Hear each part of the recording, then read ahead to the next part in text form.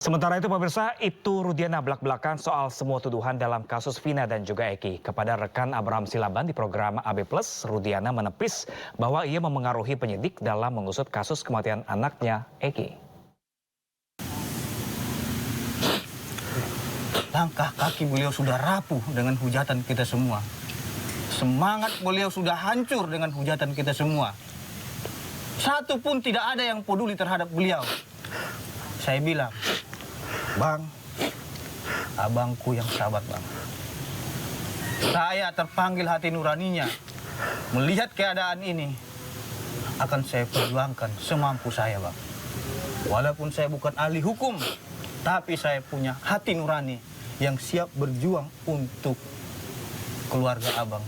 Terutama khususnya kepada almarhum yang telah meninggalkan kita semua. Seperti itu Bung Abraham. Semoga almarhum ini tenang di alam sana.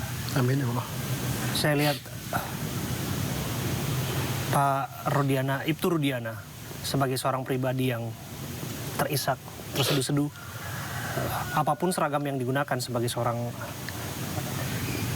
personil kepolisian tentu saja gak melepaskan beliau sebagai sosok ayah yang kehilangan anaknya. Apa yang membuat Bapak begitu terisak, Pak? Kenapa Bapak terseduh-seduh, Pak? Tentunya saya sebagai orang tua sangat merasa terpukul dan sedih dengan hilangnya anak kami.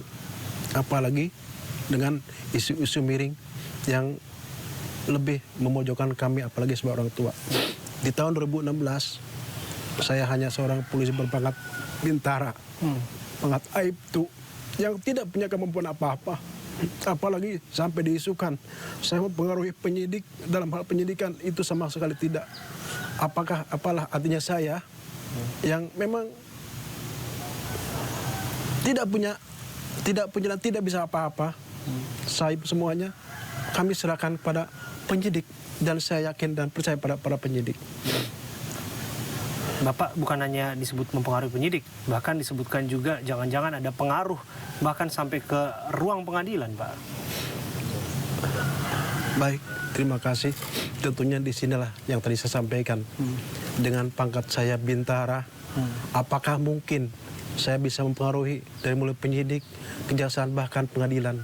Hal yang mustahil, apalagi dengan keadaan saya yang pas-pasan, hanya buat hidup keluarga, dan tidak ada niatan sama sekali untuk ke sana. Kalau disebutkan tadi bahwa ada yang menyebut ini bukan makam Eki yang sesungguhnya, alias bukan almarhum anak buah hati Bapak. Yep. Ada yang meminta untuk ekshumasi dan lain sebagainya. Bapak sebagai seorang pribadi, bagaimana menjawabnya? Baik, terima kasih. Tentunya semua ini membuat kami dan keluarga merasa sakit ya. Merasa sakit, apalagi orang yang punya pikiran-pikiran negatif yang katanya menyampaikan bukan anak kami, bukan Eki dan lain-lain. Ini anak kami.